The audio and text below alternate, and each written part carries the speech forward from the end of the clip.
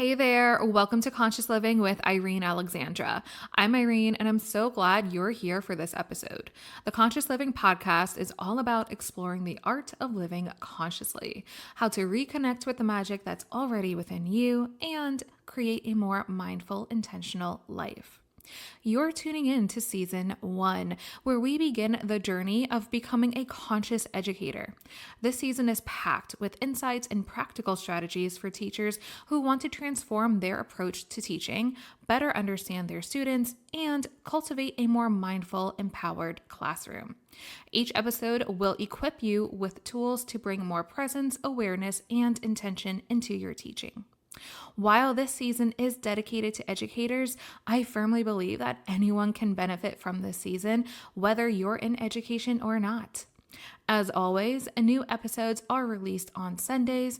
You can find the full Season 1 guide on my website, irenealexandra.com.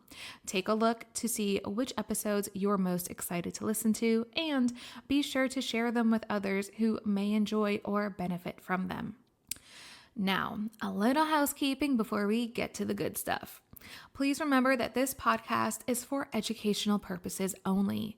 It's as if we're sitting on your back porch, sipping some freshly brewed coffee and chatting about the complexities of life.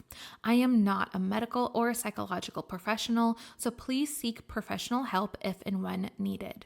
That said, I have spent over a decade in education as a teacher, school leader, and teacher coach and mentor, specializing in special education and reading in early childhood through 8th grade. But I've also taught general education and gifted programs. For more information about me and my professional and personal background, visit my website to get to know me more. Don't forget to get your free podcast playbook to accompany this podcast on my website, irenealexandra.com. The podcast playbook includes all the key points from today's episode, along with visuals, reflection questions, and extra resources to help you follow along. My episodes are usually jam-packed with information, so I created this resource to better support your learning and understanding. I personally learn best with visuals and something to engage with while I listen, so if you're like me, this will be super helpful. Just head to my website and search for the title of this podcast episode, and your free podcast playbook will pop right up, along with all the ones from previous episodes. Again, my website is irenealexandra.com, and it can also be found in the description. Finally, if you're curious about working with me or exploring my current offerings, check out the description or head to my website for all of the details. Now, let's get into it. Teaching and working in education is incredibly challenging, with many factors working against us. What's also extremely difficult about teaching is that it's one of the only professions where you must master yourself in order to truly master your teaching and make a lasting positive impact on your students. In this episode, we're diving into why, as teachers, you must master yourselves and how that self-mastery impacts yourselves, your teaching, and your students' short-term success as well as their long-term well-being. We're introducing 3 big ideas. First, your inner work shapes your life, including how you teach. This is where we'll explore how mastering yourself directly translates to a happier and healthier personal and professional life. Second, you're the mirror of your classroom. This is where we'll discuss how teaching requires more than just skills or knowledge as we dive into the unique emotional and psychological demands of teaching. And 3, the ripple effects on your students. This is where we'll uncover how your ability or inability to master yourself affects your students in the classroom and beyond. Now, this episode serves as an introduction to these 3 big ideas. This also means that this episode is particularly information heavy, so it really is recommended that you listen to it several times and follow along with your copy of the podcast playbook to support your understanding and internalization. In the next 3 episodes, we'll dive deeper into each of these 3 areas. All right, now, if you want to understand why you must master yourself to thrive as an educator and truly impact your students, this episode is for you. So, when I say master yourself, I'm talking about your inner work. Inner work is all about the effort we put into understanding our inner selves or our inner world, our emotions, reactions, habits, and mindsets. Your inner work is a direct mirror for how you show up for and interact with yourself and others. It's about becoming more self aware, healing from past traumas, undergoing shadow work, learning how to manage stress and emotions, setting healthy boundaries with others and with ourselves, and prioritizing true self-care. And no, I'm not talking about the kind of self-care your school may try to offer, or having a treat yourself day in true Parks and Rec style. If you know, you know. True self-care comes from you and only you. At the end of the day, no matter how well-intentioned your school support may be, or how unhealthy of a work environment your school may be, we've all been there. You're the only one who can take responsibility for your mental, emotional, and psychological well-being. Now, I want to pause here and recognize that you are taking the time to listen to this episode. You saw the title, maybe you searched for content like this and decided it was worth your time and attention. That shows a deep commitment already to your own growth and to the impact you already have or want to have or develop on your students. That's no small feat. So, as we dive into some of the more direct parts of this conversation, I really hope you hold on to that unwavering commitment as you continue to learn and grow. Now, remember how I just said that you're the only one who can take responsibility for your mental, emotional, and psychological well-being? Well, in the classroom, you're not just responsible for yourself. You're responsible for countless children who look to you for guidance and support for 7 to 8 hours a day for over 200 days of the year. If you're not taking responsibility for your inner work, it will show up in your classroom like a mirror, and your students will unfortunately be on the receiving end of it too. On the flip side, if you have been and continue to take responsibility for your inner work, that too will show up in the classroom, and your students will fortunately be on the receiving end of it too. I've seen both scenarios with my own eyes and lived them. And let me tell you, the amount of responsibility you take for your inner work will have both immediate and rippling or long-term effects for your students. But I'm getting ahead of myself now. For teachers, doing your inner work isn't just something that's nice to have. It's essential. It's vital. This can feel both empowering and overwhelming at the same time. If you're feeling overwhelmed or triggered, know that it's not my intention to add to those feelings. My goal is to inform and support you, because when we know better, we do better. Now, let's ground ourselves in 2 basic examples of how your inner work shapes how you teach. Let's check out Mr. Hurricane's classroom. Mr. Hurricane's students are chatting during independent work time. Right? After asking them to quiet down several times, Mr. Hurricane loses his patience, snaps, and raises his voice. I told you all to be quiet 5 times, but you're still talking. Why can't you just listen?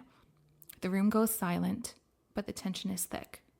And some students react by snickering and making jokes with each other because they see how Mr. Hurricane's reaction clearly demonstrated a lack of self-control, a lack of emotional self-regulation, and a lack of classroom management. Mr. Hurricane may feel guilty afterward, or he may feel actually like his actions were justified. Either way, Mr. Hurricane does not know yet how to effectively reset the energy of his classroom. He leaves feeling drained and like he's tried everything. Now, let's go into Mrs. Sunshine's classroom. Mrs. Sunshine notices her students are getting off track during independent work. Same exact scenario. With a healthy balance of calmness and firmness, she pauses the class and says, let's take a moment to reset. This is independent work time. Raise your hand to tell me what we're doing during independent work time. Several students raised their hand, and she called on one who answered that it's independent work time. Then Mrs. Sunshine asks a follow-up question. Now, raise your hand to tell me what you do if you need help. Again, several students raised their hands, and she called on one who recalled various strategies, such as using the visuals and resources available to them at their desk, which has been explicitly taught to them and used by them throughout the year. The student follows up by saying that if they are unable to help themselves first, they can then raise their hand to ask the teacher for help. Side note, Mrs. Sunshine clearly prioritizes student autonomy and independence in her classroom, which are essential skills. Mrs. Sunshine briefly affirms the student who answered with a smiling head nod and says to the class, "Back to work," in that same calm yet firm tone. As the students return to their independent work, Mrs. Sunshine briefly scans the room, makes affirming eye contact with a few students, and then continues circulating to support those who need help. Her tone is steady and supportive, providing structure and conscious discipline, while ensuring that her students feel safe and encouraged. Now, it's clear that Mrs. Sunshine has put a good amount of forethought and time into creating these structures in her classroom, so that when behaviors, for example, occur, there's a structured way to manage it. Now, let's discuss what happens inside your brain when situations like this occur. We'll start with two parts of our brain: the amygdala and the prefrontal cortex. Think of the amygdala as the bouncer or guard of your brain. It's constantly scanning for threats, ready to react fast to keep you safe. The prefrontal cortex, however, is like the CEO. They're the head honcho, the big person in charge, making the thoughtful, big picture decisions. For us to stay balanced, these two must communicate well. If they're not on the same page, the amygdala, or Big Amy as I like to call her, can take over, and we end up reacting emotionally instead of thinking things through. When we look at these examples through the lens of neuroscience, the difference between Mr. Hurricane and Mrs. Sunshine becomes even more obvious. Mr. Hurricane's reaction is likely driven by his amygdala. Remember, the bouncer or Big Amy. When a teacher feels stressed or overwhelmed, the amygdala can hijack the brain and override the prefrontal cortex, the CEO, the big person in charge. That's why Mr. Hurricane snapped. His brain saw the student's behavior as a threat, and the amygdala took over, sparking a reactive and emotionally charged response. Now, Mrs. Sunshine is a different story. By staying calm and grounded, Mrs. Sunshine keeps her prefrontal cortex engaged, which lets her tap back into her self-regulation, problem-solving, and empathy skills. This is the essence of emotional regulation: pausing, assessing a situation, and choosing a thoughtful response rather than just reacting on impulse. But Mrs. Sunshine's approach goes beyond staying calm in the moment. It shows a kind of forethought and preparation that only a regulated brain can offer. Neuroscience tells us that the prefrontal cortex is key for planning, creating systems, and establishing routines. Mrs. Sunshine has clearly put in the work ahead of time, setting up and following through on structures and systems like classroom expectations and problem-solving strategies, so that both her students and herself know how to handle challenging situations. Rather than being created once and then forgotten about, however, Mrs. Sunshine ensures that these are living and active structures and systems in her classroom, which positively impacts her students by creating a sense of safety and predictability for her students. We'll dive more into this topic in a future episode, don't worry. But this brings us to another layer of Mrs. Sunshine's example: co-regulation. Our nervous systems are constantly reading the emotional and energetic states of those around us. When Mrs. Sunshine stays composed and steady, she actually helps to regulate her students' nervous systems, signaling that the environment is safe. This creates a feedback loop where students are more likely to calm down and refocus during similar situations. In contrast, Mr. Hurricane's heightened emotional state would have likely triggered more dysregulation in his students, making the situation even more chaotic. This is exactly why emotional regulation and inner work are so critical for teachers. By taking responsibility for their own stress responses, teachers not only keep their ability to think clearly in the moment, but also to purposefully create a classroom environment where students feel safe, supported, and ready to learn. The best part? There's hope for all of us. Thanks to neuroplasticity, which is the brain's ability to adapt and rewire itself, we can grow and change no matter where we're starting from. I've experienced this myself, and I continue to experience this as I grow and develop as a person and an educator. Just like our students learn through practice and repetition, we can also use practice and repetition to strengthen the pathways in our brain that help us stay calm, think clearly, and respond instead of react. This takes time, intention, and consistency, but the effort is worth it. Even if you've struggled with staying regulated or find yourself feeling reactive more than you'd like, you can absolutely create new habits and patterns. You have the power to grow, and it's never too late to make changes that will benefit not just you, but also the students who look up to you every single day. Change is possible, and it starts with you. In an upcoming episode titled Regulated Teachers Empower Students, we'll dive deeper into this topic and explore how teachers can build and maintain emotional regulation in the classroom, giving you the tools to create an environment where you and your students can succeed. Keep your eyes open for that one. All right, now let's talk about how you're the mirror of your classroom. As you know, teaching is a lot. It is a constant back and forth of interactions, demands, personalities, emotions, energies, needs, deadlines, mental fatigue, and so much more, affecting both the teachers and the students. From the moment the school day begins until the last person leaves the building, every single choice we make as teachers, whether it's how we respond to a question, handle a student's emotional moment, or adjust the accommodations in our lesson, directly impacts the classroom environment.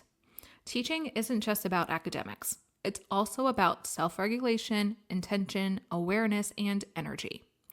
Every teacher brings a certain energy into the room. And that energy influences each student and the entire class dynamic.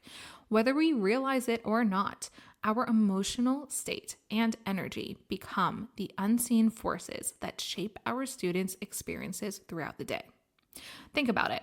When you walk into your classroom, your mood, your energy, your state of mind affects everything.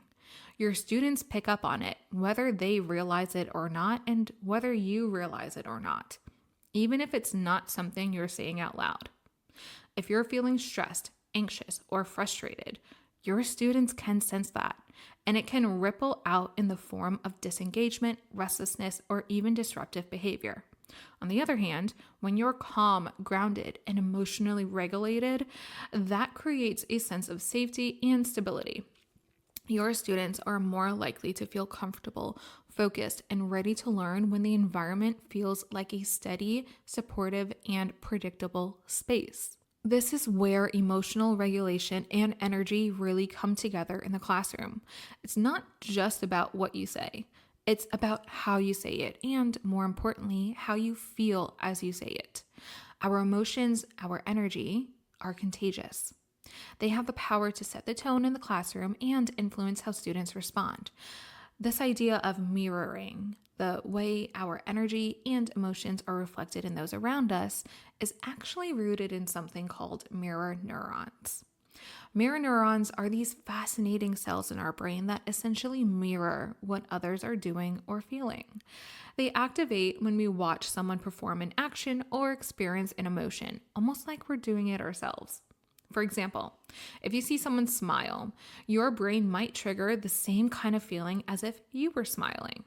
It's also why we can quickly sense someone's emotions, even without them saying anything. When someone is frustrated or calm, our brain has a way of syncing up with their energy. This is also why we experience secondhand embarrassment when we see someone make an awkward mistake, even if we're not involved in the situation. Our mirror neurons pick up on their discomfort, and we end up feeling it as if it were happening to us, which makes us want to kind of like squirm and look away. It's our brain's way of connecting with others' emotional experiences, even from a distance.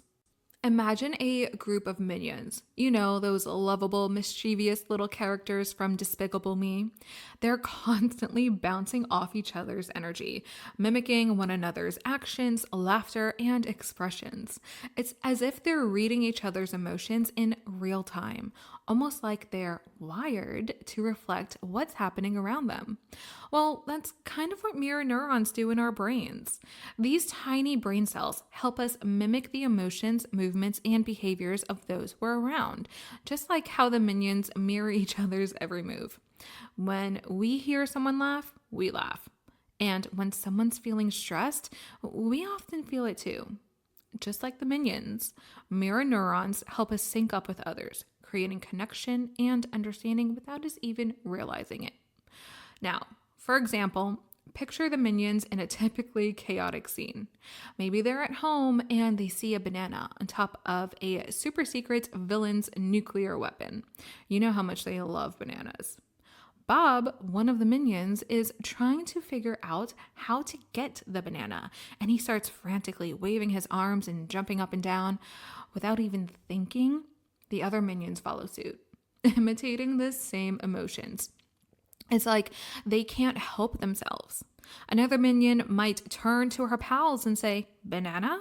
And the rest will nod along, mimicking that one's energy. And some of the minions who follow along may not even like bananas, but they're joining the crowd anyway. And this is exactly what mirror neurons do.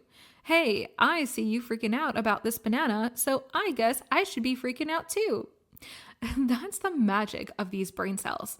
They help us tune into each other's emotions, energies, and actions. They don't just help us respond to the physical, like jumping when others jump, but also to the emotions and energies. So, just like when minions create little emotional symphonies, our mirror neurons help us feel what others are feeling and respond in ways that connect us, whether we realize it or not. So in the classroom, this means that your emotional state isn't just something that stays inside of you.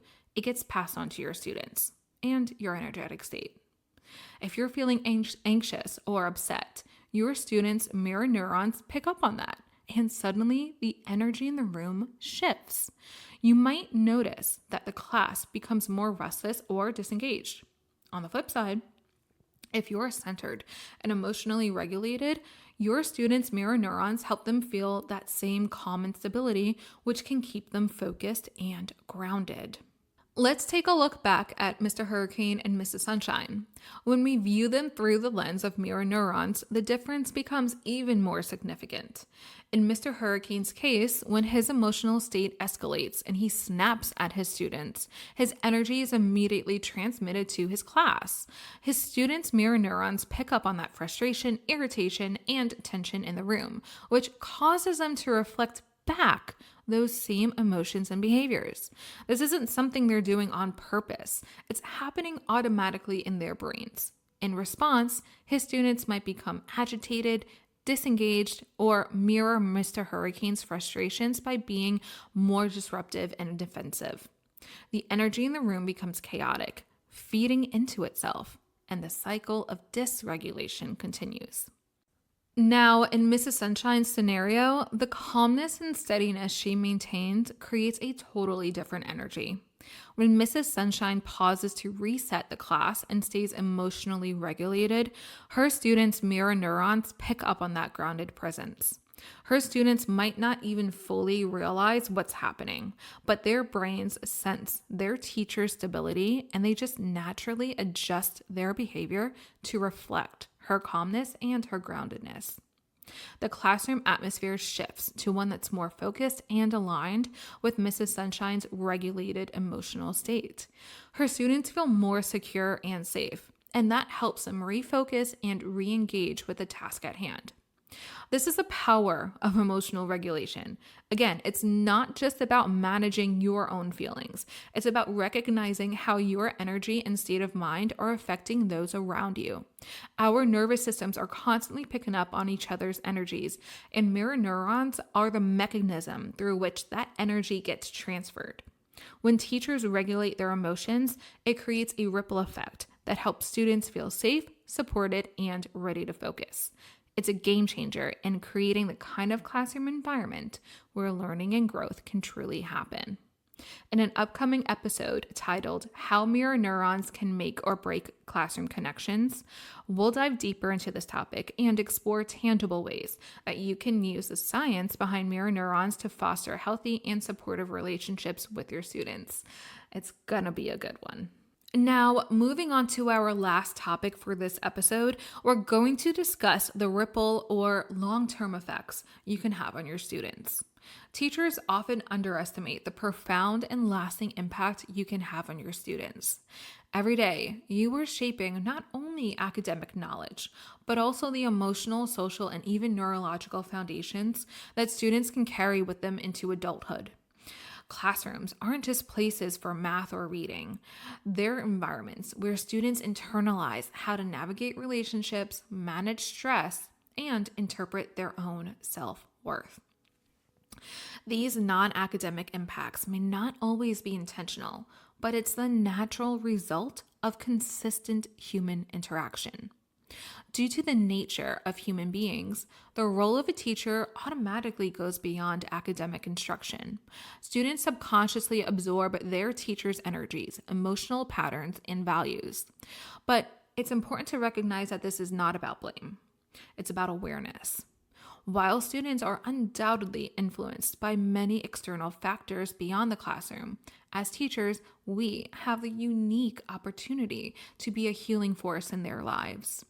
By intentionally creating a supportive and stable classroom environment, teachers can help students break cycles of trauma and dysfunction, or at the very least, not further contribute to them. For some children, the classroom may be one of the only places where they feel safe, seen, or capable. This ripple effect isn't just limited to a student's childhood or their experience in your classroom. The skills, behaviors, and mindsets nurtured in your classroom have the potential to shape how students approach relationships, manage future stressors, and even view themselves as adults. Teachers who consistently show up with self-mastery and emotional availability can plant seeds of resilience and healing that can last a lifetime. Now, some of you, especially if you've participated in trauma-informed trainings, may have heard the term adverse childhood experiences, otherwise known as ACEs. ACEs refers to things like neglect, abuse, or chronic stress that can have long-lasting effects on a child's brain and emotional health. These experiences shape their behavior, relationships, and ability to manage stress for years to come. While a lot of the challenges students face might come from outside the classroom, teachers still have a powerful role to play. Teachers can either unknowingly contribute to the stress, or they can offer the stability and care that helps students heal and grow.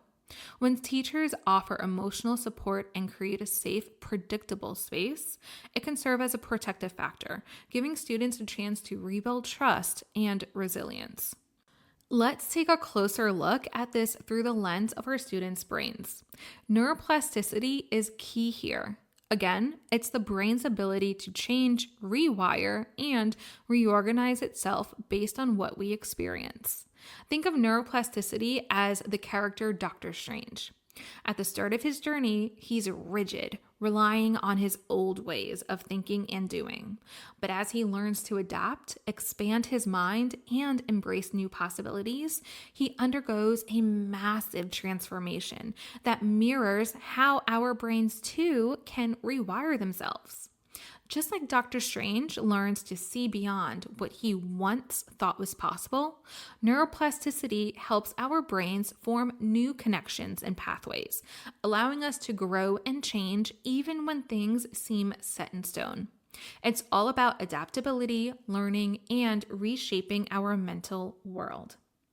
So, every time a student experiences emotional safety or consistent care, their brain strengthens pathways that can help them self-regulate, stay calm, and bounce back from stress.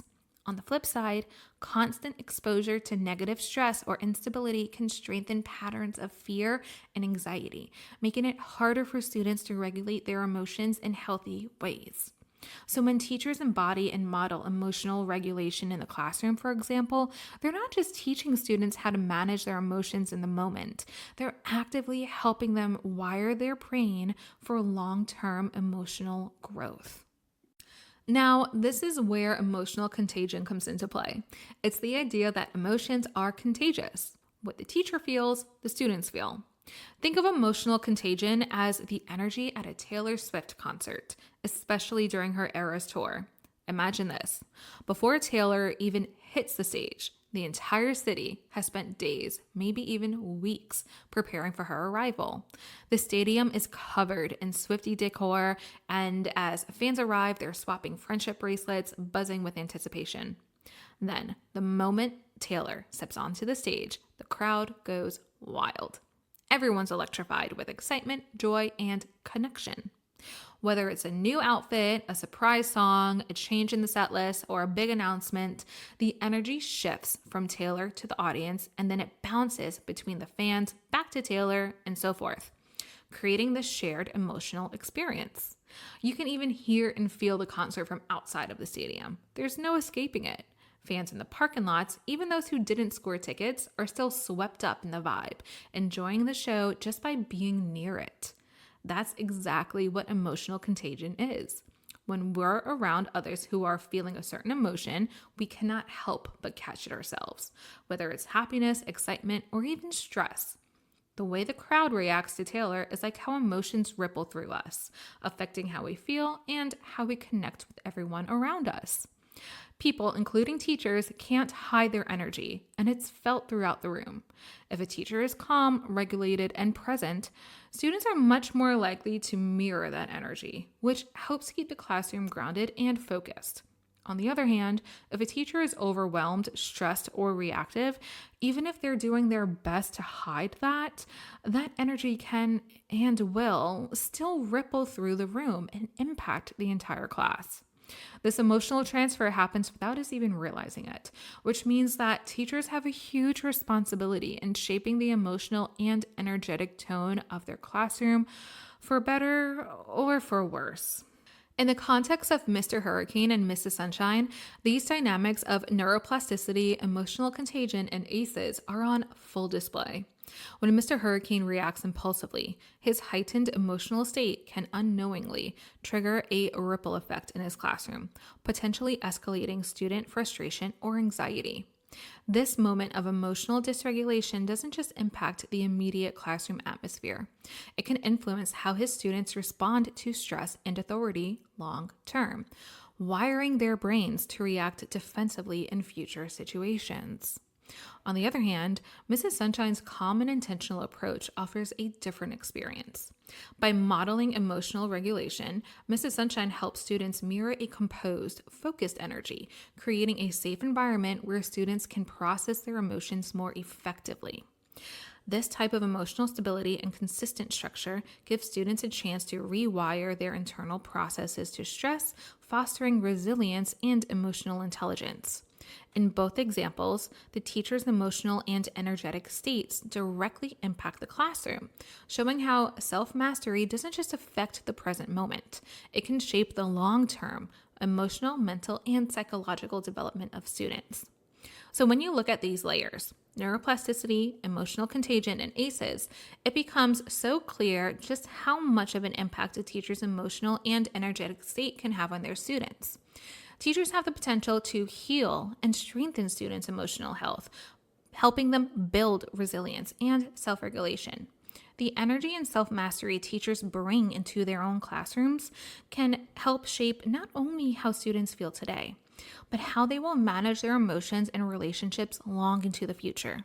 In an upcoming episode titled How Your Teaching Affects Your Students Long Term, we'll further explore this topic of ACEs, neuroplasticity, and emotional contagions, as well as some actionable strategies to create a healthy learning environment. I want to quickly note that the examples shared today are intentionally simplified.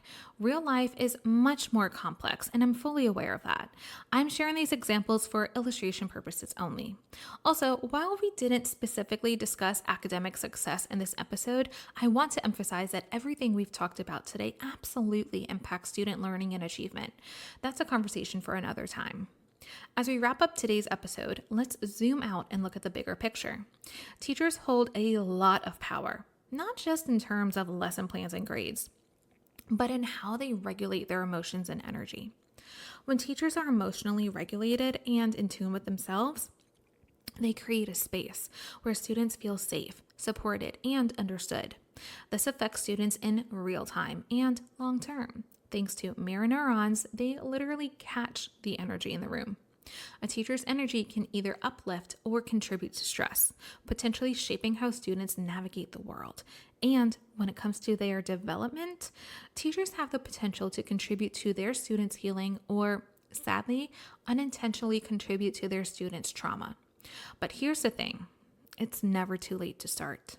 When teachers commit to their own emotional self-mastery, they're not only bettering themselves, they're making an investment in their students' emotional health, brain development, and overall well-being. And that ripple effect, it's big. Now, time for your weekly challenge. All right, here's your challenge for the week. Create a vision for the kind of impact you want to have on your students, not just today and tomorrow, but long term. How do you want them to feel when they step into your classroom? What do you want them to think about themselves, about the world, or about learning? Picture the ripple effects of your presence on their lives, because whether we realize it or not, that's happening every single day. You don't have to do this in any specific way, just whatever feels most authentic to you. It could be a vision board, a digital collage on Canva, Pinterest, or even just jotting down your ideas in your journal or your notes app on your phone. Get creative. Include feelings, words, images, or anything else that captures how you want to show up for your students and what you want them to take with them as they grow. This exercise is all about being intentional with how you're impacting your students, and it'll help you connect with that power you hold as their teacher. It's a reminder that how you show up today could shape their tomorrow. And if you're looking for more inspiration, check out some examples in the podcast playbook. If you haven't downloaded your free copy yet, don't forget that you can do so at irenealexandra.com, which comes with other tools to help you dive deeper into these practices. Thank you so much for spending your time with me today. Don't forget, the next 3 episodes will dive even deeper into the 3 topics we touched on today. So be sure to like, follow, subscribe, or whatever is fitting for the platform you're listening to me on, so you don't miss an episode of Conscious Living with Irene Alexandra. And remember to be the light that helps others see the light within themselves. I'll see you next time.